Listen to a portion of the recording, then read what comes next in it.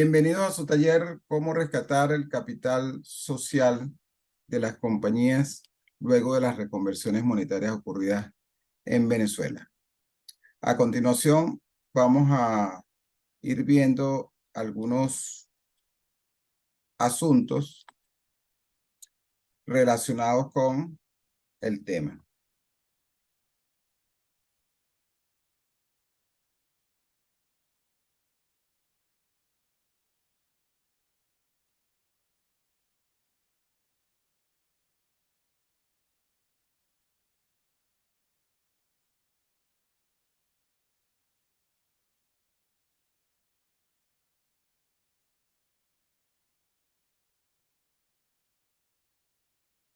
Ok,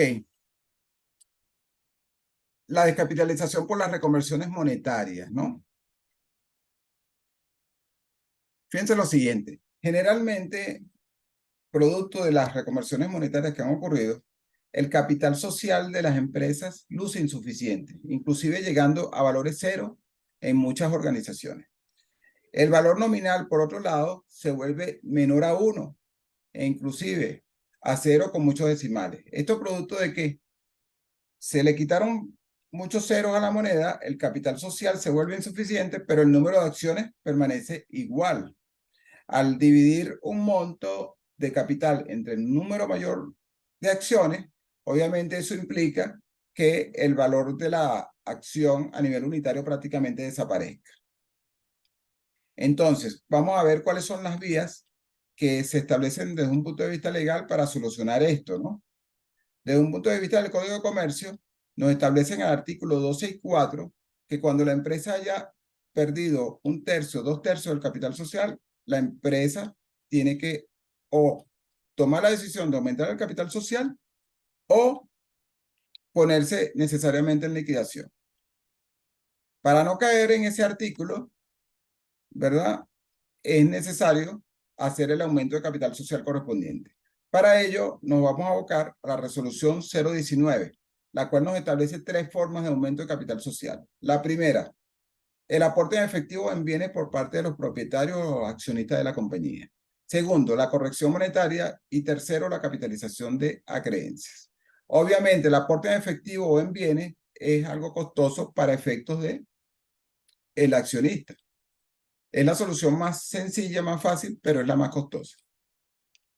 La corrección monetaria, ya la vamos a explicar más adelante, es una solución que de repente es un poco más compleja, pero requiere menos inversión, porque esto de alguna forma u otra beneficiaría a los accionistas, porque no necesariamente tienen que sacar plata de su bolsillo. Y la capitalización de acreencias, en caso tal de que la empresa tenga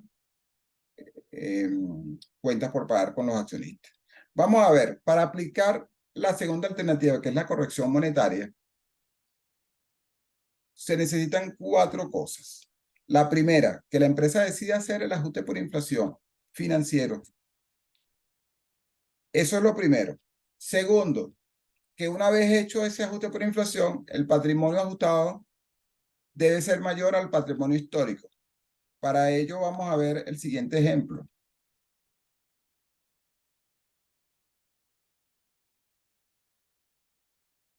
Donde tenemos un patrimonio histórico de 40 y el monto del patrimonio ajustado por inflación pasa a ser de 100. Fíjense que se está cumpliendo con la segunda alternativa, el patrimonio ajustado por inflación mayor al histórico. En este caso, por 60 bolívares aproximadamente. Lo tercero, la empresa una vez que tiene el ajuste por inflación debe decidir hacer el registro contable en su contabilidad. Al hacer el registro contable en su contabilidad, ella tiene que cargar al activo fijo. En este caso, en particular, tendría que cargar, 60 bolívares al activo fijo, hacer un crédito de la actualización de capital por 40 y un crédito de las utilidades retenidas por los 20. Y el cuarto paso que necesitaría hacer la empresa es hacer el acta correspondiente para traspasar el monto de actualización de capital social, este que ustedes tienen acá, a la cuenta de capital social correspondiente. O una parte inclusive de las utilidades retenidas también lo pudiera hacer tranquilamente. Vamos con la tercera solución, que es la capitalización de acreencias. La capitalización de acreencias nace cuando la empresa tiene una cuenta por pagar. Ya la vamos a ver. Discúlpenme un momentico. Ok.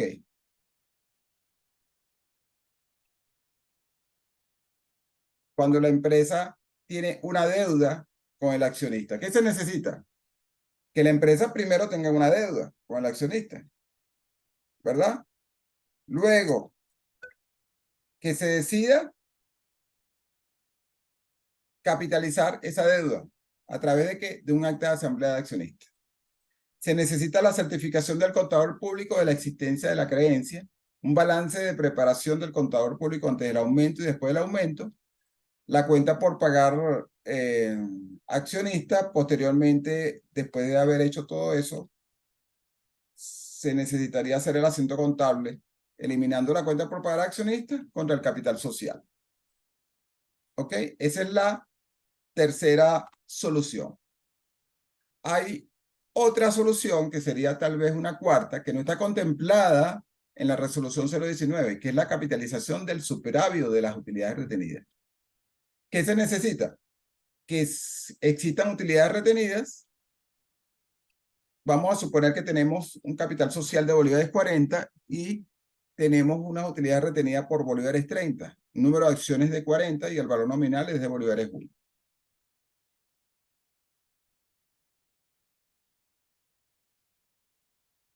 ¿Qué implica esto? Puede implicar dos situaciones desde el punto de vista de utilidades retenidas. Que se emitan nuevas acciones, por un lado, o que se decida hacer el aumento del valor nominal de las acciones. Si se emiten nuevas acciones, sencillamente, en este caso en particular, vamos a emitir unas 30 nuevas acciones por bolívares 1 y al final vamos a tener 70 acciones a bolívares 1. Y en el segundo caso, sería no aumentar el número de acciones, sino que aumentar el valor nominal de las acciones. En ese caso, el número de acciones se conservaría en, un momentico, por favor, en 40, ¿verdad? Pero el valor nominal de cada acción pasaría a ser de 1,75. ¿De dónde sale este 1,75? De dividir los 70 bolívares entre 40. ¿Ok? Son esas dos fórmulas que tenemos para capitalizar las utilidades retenidas. ¿Ok? En la presentación, ustedes van a tener estas dos opciones, dividiendo en acciones y aumento en el valor nominal de las mismas. Le preparamos adicionalmente otra parte en la presentación, que es la parte del capital de trabajo de la organización. ¿Qué necesita? ¿Qué datos necesita la organización para saber cuánto es el monto de su capital de trabajo? ¿Verdad? Sabemos que desde un punto de vista contable, financiero, el capital de trabajo no es más que el activo circulante menos el pasivo circulante. Ese es un concepto de capital del trabajo. Pudiéramos decirle que es un concepto de capital adecuado. ¿Cuál es el capital que requiere la empresa para montar su negocio, para seguir conservándose? Bueno, para llegar a esa conclusión necesitamos conocer todas estas variables. La naturaleza de la empresa, la proyección de venta que tenga la empresa. Es muy importante saber cuál es, como digamos, la meta que tiene la empresa. Quiero tener un 30% del mercado, un 50%, un 60%, un 10%, etcétera. En base a esa suposición, ella va a hacer la proyección de las ventas y va a hacer la proyección de cuánto es la infraestructura física que necesita para cumplir con esa meta. Entonces, en base a eso, de esa proyección de venta, de esa posible participación de mercado que la empresa quiere ostentar, van a nacer las compras van a hacer la producción y por supuesto nos va a originar el monto de lo que va a ingresar por concepto de las ventas que van a producir esas máquinas, ese aparataje de infraestructura que está montando la empresa. Muy importante saber cuál es la capacidad de endeudamiento que tiene la empresa. Endeudamiento financiero, endeudamiento comercial, cuál es la liquidez requerida por la empresa, cuáles son los inventarios mínimos requeridos y de seguridad necesarios, cuántos son los gastos operativos que tiene que cubrir la empresa. En este ejemplo, se ve una empresa que tiene que hacer una inversión en activos fijos por 1.000 millones de dólares. En base a eso, establece que las compras de materia prima, material de empaque, etcétera, es de 270, inventario de seguridad son 50, los gastos operativos son de 30, la liquidez requerida es de 20, la capacidad de endeudamiento, muy importante, saber cuál es la capacidad de endeudamiento de la empresa, lo cual la beneficia para tener menos capital de trabajo y usar, en todo caso, fondos de terceros, en este caso es de 200, cuánto van a ser las entradas por los ingresos que se piensa obtener producto de colocar estos activos fijos en funcionamiento, ¿verdad? Y bueno, y al final vamos a tener aquí un capital requerido, en este caso en particular de 870 mil dólares, ¿no? Los efectos fiscales y parafiscales de todos estos aumentos de capital social, ¿cuáles serían? Bueno, por un lado, la resolución 019 establece que se tiene que pagar una tasa del 2%. Bueno, realmente no es la resolución 019. Ya les voy a indicar en este momento cuál es la providencia que habla de ese tema, ¿no? Realmente es la providencia administrativa número 002. Aquí están los datos. La Gaceta Oficial número 42.301 de enero del año 2022 establece que una tasa del 2% aplicada al aumento de capital social. Adicionalmente a esa tasa del 2%,